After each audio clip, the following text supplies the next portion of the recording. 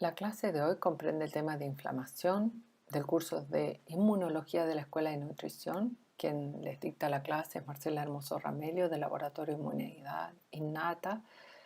del Programa Disciplinario de Inmunología del Instituto de Ciencias Biomédicas de la Facultad de Medicina de la Universidad de Chile.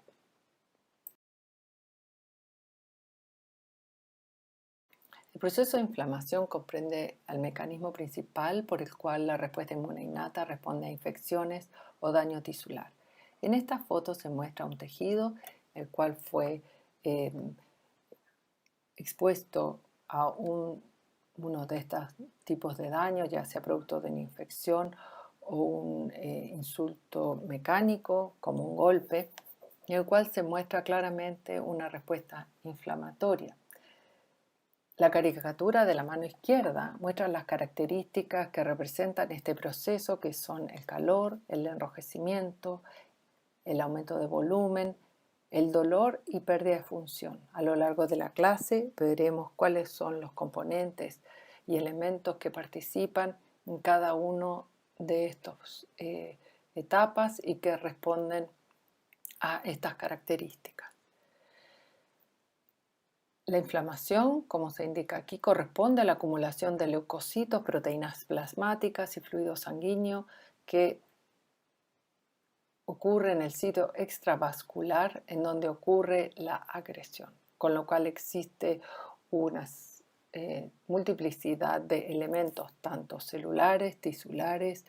y solubles, que participan en la respuesta inflamatoria. ¿Cómo es que se activa esta respuesta? En el caso de una infección, mecanismos patógenos, microorganismos patógenos producto de esta infección, gatillan esta respuesta inmune que ocurre en dos etapas: una respuesta inmune innata que controla la infección y la respuesta adaptativa que resuelve este proceso. Como se muestra en esta figura, componentes de un microorganismo patógeno, o también, como ustedes saben, componentes de daño tisular, se pueden unir a receptores que se denominan PRR, receptores que reconocen patógenos, entre los cuales los más estudiados son los TLR o Toll-like receptor. Estos receptores están ubicados en la superficie de las células inmunes, por ejemplo, células dendríticas o macrófagos, y el reconocimiento de este elemento patogénico va a activar una respuesta inflamatoria que va a activar una serie de respuestas para eliminar y destruir al patógeno. Como consecuencia de este proceso, las células dendríticas que se activan posterior a este reconocimiento van a poder activar en los linfonodos a linfocitos T, que son los que inician la respuesta inmune adaptativa. Varias reacciones inmunes ocurren con este proceso, entre los cuales involucran la formación de anticuerpos y activación de células NK y otros subtipos de linfocitos T. Los mecanismos de acción de los receptores de reconocimiento de patógenos o PRR, como los Toll-like receptor o TLR, conducen a la eliminación del patógeno o resolución del daño tisular, y en conjunto con citoquinas inflamatorias como el interferón gamma, que se une a su receptor presente también en la membrana celular de células dendríticas o macrófagos, activan procesos intracelulares que conducen a la activación de esta célula, como son la activación de enzimas como la fagocitooxidasa, que es importante en la producción de especies reactivas de oxígeno o ROS, en conjunto con la producción de óxido nítrico por la oxidonítrico sintasa, promueven la destrucción del patógeno o del microbio. Esta es una de las funciones efectoras de un macrófago activado. Simultáneamente, la activación del TLR promueve la activación de genes que conducen a la producción de citoquinas como el factor de necrosis tumoral alfa e interleuquinas, que son los representantes de la respuesta inflamatoria y que potencian la respuesta inmune innata. Otro elemento importante es la activación de factores de crecimiento de fibroblastos, factores angiogénicos y metaloproteinasas que veremos más adelante. Son funciones importantísimas para la remodelación de tejido y una de las funciones efectoras del macrófago que pone fin al proceso inflamatorio y resuelve este proceso para la curación de una herida, por ejemplo. Una característica importante para que estos leucocitos puedan acceder al sitio donde ocurre el insulto o la infección es la migración linfocitaria. Para que este proceso ocurra, debe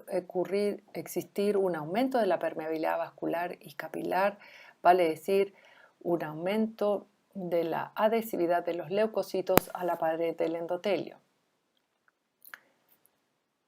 El reclutamiento de leucocitos y proteínas plasmáticas al sitio de la agresión en donde es importante para que ocurra la eliminación microbiana y la reparación de los tejidos.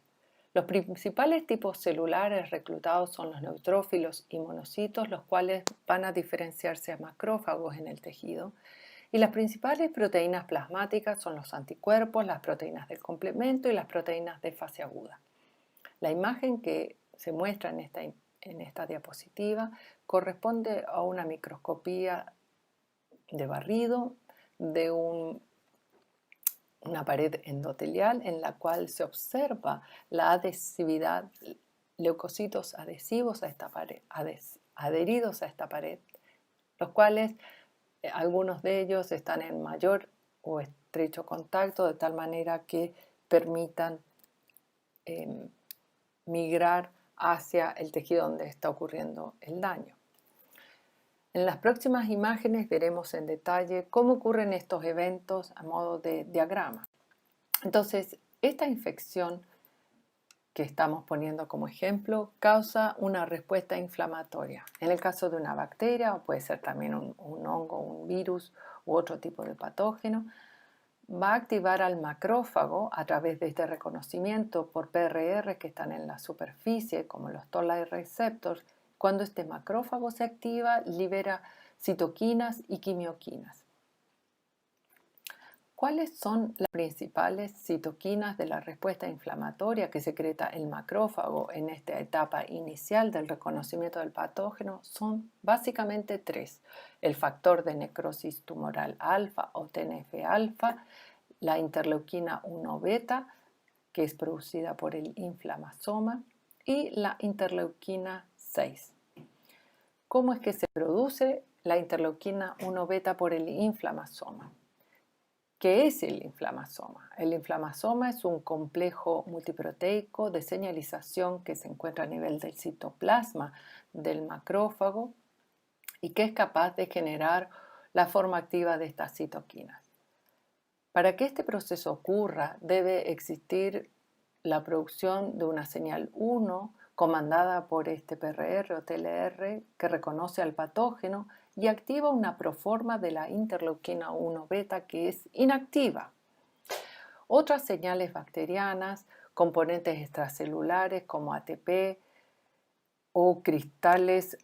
de ácido úrico, especies radicalarias de oxígeno o ROS, asbesto, ADN viral, en fin, y fundamentalmente un eflujo de potasio a través de ciertos canales, por ejemplo panexinas,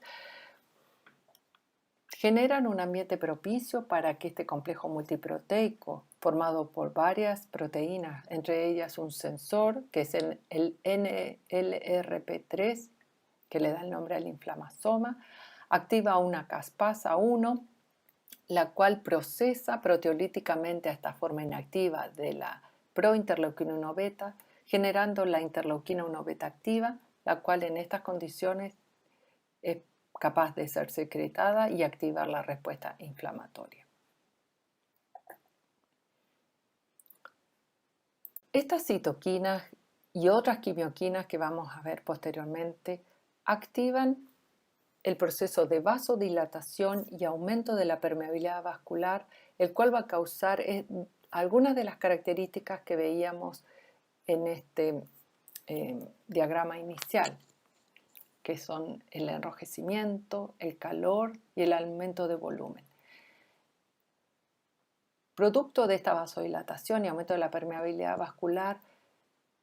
las uniones que existen entre las células endoteliales se pierden, aumentando la posibilidad de paso de fluidos, proteínas e incluso células al sitio donde se encuentra el insulto infeccioso.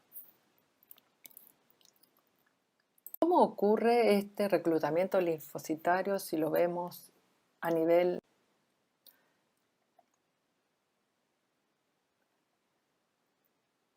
Tanto este monocito que veíamos que migró y se diferenció a macrófago, como otras células importantísimas en la respuesta inflamatoria como los neutrófilos, van a secretar distintos mediadores inflamatorios como histaminas, quimioquinas,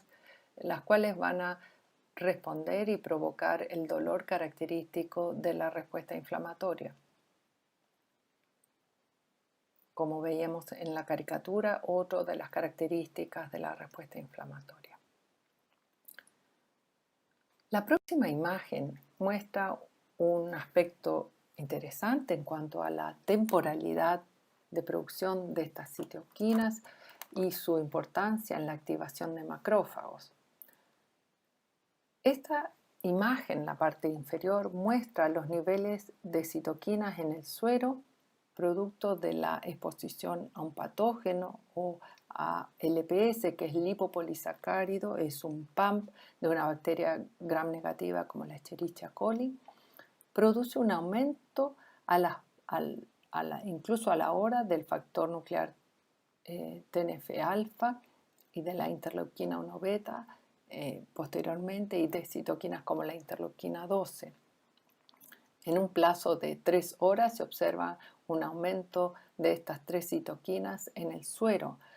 lo cual a nivel local ocurren más tempranamente, y la célula involucrada en la producción de estas citoquinas fundamentalmente es el macrófago, que va a promover estos cambios en la migración de células al tejido circundante, siguiendo el gradiente de concentración de quimioquinas producidas por la célula que inicialmente se encontró con este patógeno. Estas citoquinas, como veremos luego, tienen efectos sistémicos como la formación de trombos y el cambio en el flujo vascular. A nivel molecular, la interleuquina 12, que es una citoquina importantísima en la activación de la respuesta inmune adaptativa, promueve la activación de linfocitos T y su diferenciación al subtipo T ayudador 1 o T helper 1, y también activa a las células NK, produciendo interferón gamma, como veíamos que era un elemento soluble importantísimo en la activación del neutrófilo. Todos estos elementos contribuyen a que el macrófago se active y de manera más eficiente elimina el patógeno. Esta imagen representa en conjunto cómo ocurre el reclutamiento celular al sitio de infección. Y si vemos en la parte inferior, el macrófago que inicialmente reconoció a la bacteria, la fagocita y produce las citoquinas clásicas de la respuesta inflamatoria en conjunto con quimioquinas como la interleuquina 8, que activan células inmunes que se encuentran en circulación. Veíamos el monocito y en este caso se muestra el neutrófilo, los cuales de manera similar aumentan la expresión de integrinas, que son moléculas de adhesión, selectinas y receptores de quimioquinas que le van a permitir guiarse hacia el sitio de infección, primeramente interactuando con E-selectinas o P-selectinas del endotelio y otras moléculas de adhesión como ICAM de tal manera que hay una firme adhesión de esta célula para poder transmigrar al tejido circundante y efectivamente eliminar a la bacteria. Estas células, en particular los neutrófilos y macrófagos, son importantísimos en el proceso de fagocitosis y como vimos que son reclutados al sitio de infección, es ahí donde van a fagocitar a los patógenos de manera de destruirlos. Para que ocurra esta fagocitosis debe haber un reconocimiento por estos receptores PRR, no solo los TLR, sino también existen los receptores scavenger, los receptores de manosa que reconocen azúcares presentes en la superficie del patógeno, lo cual facilitan entonces este reconocimiento, la fagocitosis y formación de estas especies de bolsillos que envuelven al patógeno y a través de moléculas microbicidas, como vemos aquí, las especies reactivas de oxígeno, que son mecanismos efectores de estas células, la producción de óxido nítrico a través de la óxido nítrico sintasa y la acción de enzimas proteolíticas, en conjunto las tres eliminan y tienen este efecto microbicida. Entonces, volviendo al patógeno fagocitado, se encuentra en un fagosoma, el cual se fusiona con un lisosoma rico en enzimas proteolíticas y activan la activación de este fagocito producto de estas citoquinas que veíamos como la interferón gamma, por ejemplo, hacen de que este fagosoma se fusione con el lisosoma y se genera el fagolisosoma y es donde al interior de este organelo ocurre la producción de las especies radicalarias de oxígeno y nitrógeno que son las que destruyen al patógeno. La enzima importante en la producción de las especies radicalarias de oxígeno es la fagocitooxidasa que requiere oxígeno para poder producir estos ROS y la óxido nítrico sintasa degrada a la arginina para producir el óxido nítrico. En conjunto, estas dos especies, junto con las enzimas proteolíticas, van a destruir al patógeno.